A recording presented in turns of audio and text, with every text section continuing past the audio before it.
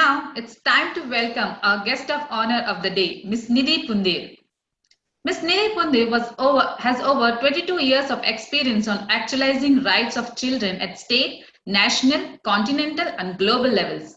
She holds a degree in PGDHM in Hospital and Health Management from IIHMR Jaipur and MPhil in Hospital and Health System Management from BITS Pilani.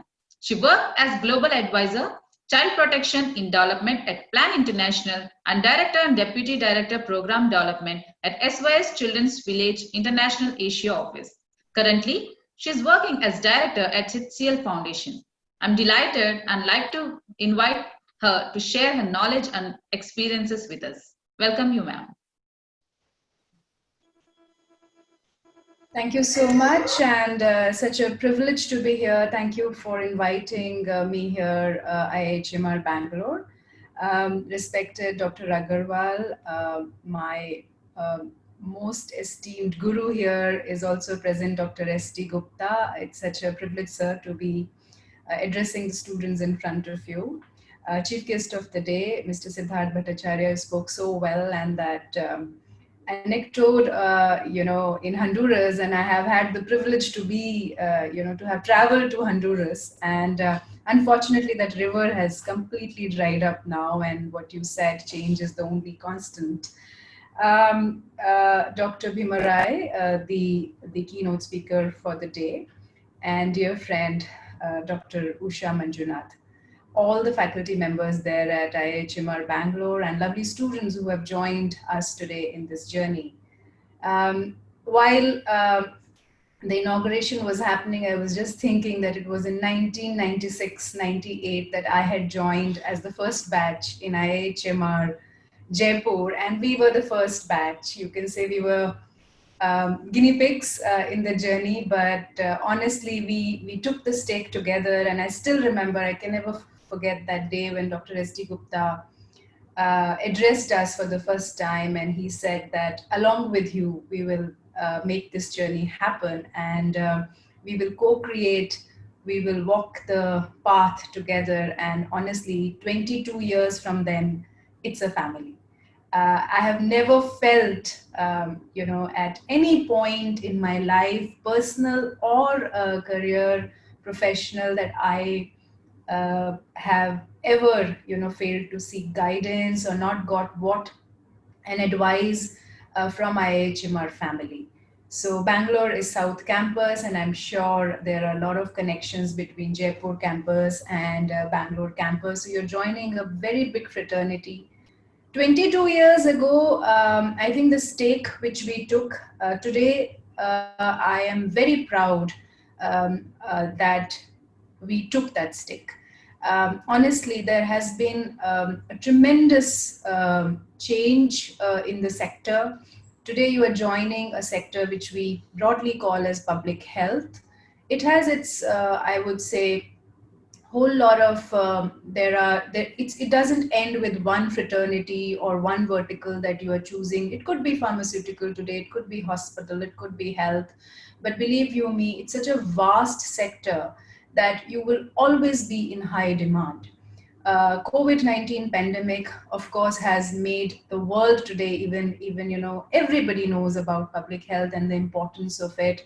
But 22 years back then, when we got introduced to these subjects for the first time, be it epidemiology, be it demography, be it research methods, and so on, every subject is so critical and so crucial and so relevant, that I can congratulate all of you who have made these choices. I was listening to the students who have come from 18 states of India, and many of you have done your medicine, many of you have come from the life sciences streams, many of you also come from IT industry. I saw army colleagues joining here. Such a rich batch and a diverse batch. So a lot of learning, I am hoping, will happen amongst yourselves. And that's my first point, the peer learning. So when you actually come to the institute, as of now, it's all online and electronic. But very soon there'll be an opportunity to meet face to face. However, virtual world is also a reality, and that shouldn't keep us from learning, at all. I mean, you can be as engaged as in a physical world. Always, this opportunity that we can learn from each other, from peers, is something which is very unique to IIHMR.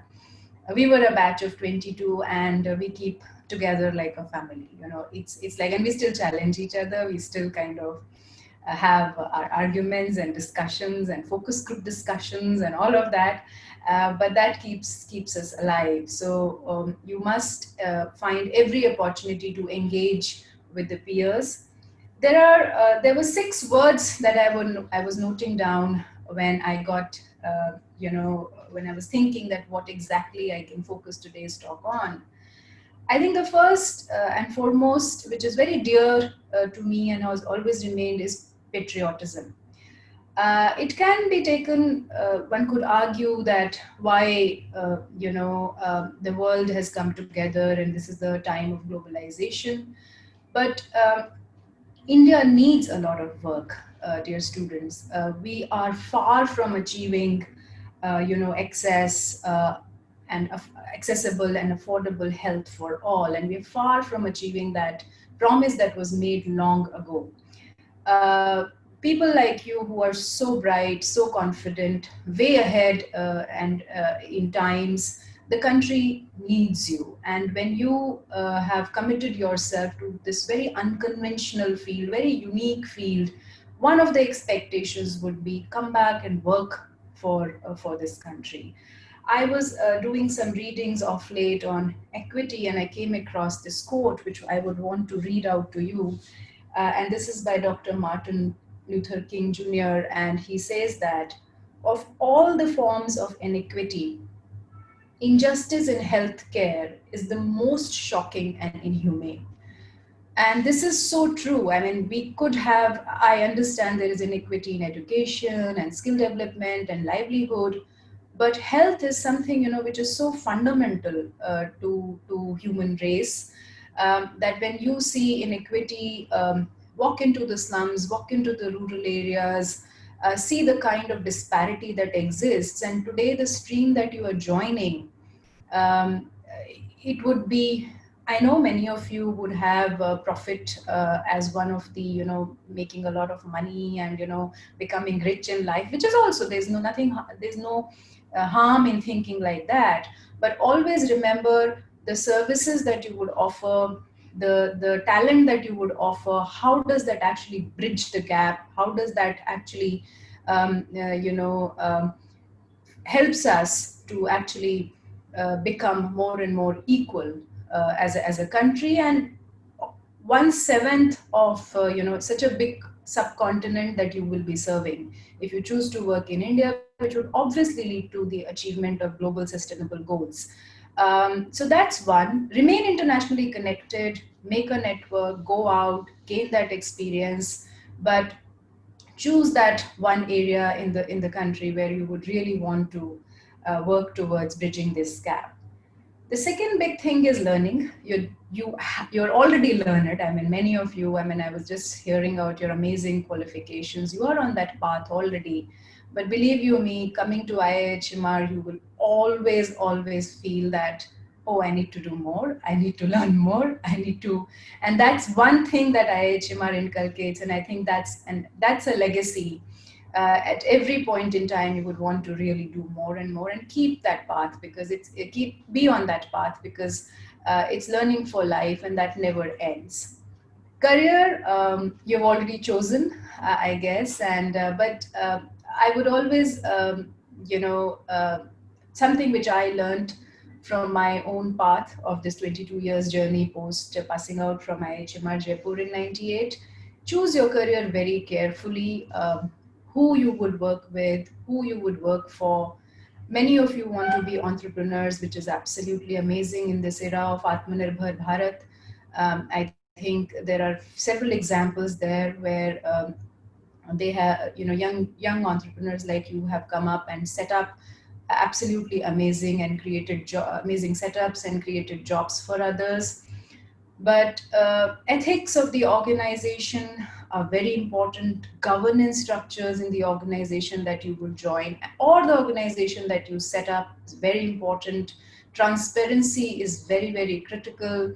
I think I may sound a little preachy, but it's important that we remain honest and we work with the groups who are into ethical practices. And that's another big thing to be learning at, how ethics is important in life at IIHMR, and you will be questioned by your faculty every day if any of the work that you do is not, coming from ethical practices. So that's one big value, I would say, and that is something that helps us in everything that we do in life, not only professional part, but also personal life. The fourth point I had on my list was family. Many of you, I know, will be also thinking on those lines, and soon be thinking about enhancing, your family. You come from very diverse backgrounds. It will need your time. It will always, become demanding, but it also becomes the biggest strength of a person. Always have that balance in your life, which will kind of, and you will learn that from your faculty members at IIHMR, how beautifully they manage their lives, yet they have time to learn to for their careers, and that's, I think, also a responsibility to create stable families. And the biggest institution, as we say, is a family, and that's something which gives us strength all the time. So take your personal life also very seriously. Last point, I know I am closing on my time now. I would reiterate, with this amazing degree, when you walk out, and the learning that you made during these 2 years, think about how you will contribute it towards, bridging this big gap that still exists. I mean, we would become the most populous country very soon. There are now is COVID pandemic, but there are several other issues on which we've not made enough progress. We've made a lot of progress, be it total fertility rate, be it fight with the tuberculosis and fight with cancer, the non-communicable diseases which are becoming the biggest killer, road accidents, and so on. There's a huge list in the area of public health that really needs to be addressed, and there's a whole lot of work to be done. So I'll end with this: that work hard, take all the opportunity while you are at the institute to learn from faculty members, and keep in touch with everyone. You're a part of this ever growing big family. And with regards to Dr. S.D. Gupta there, I close my address. Thank you so much.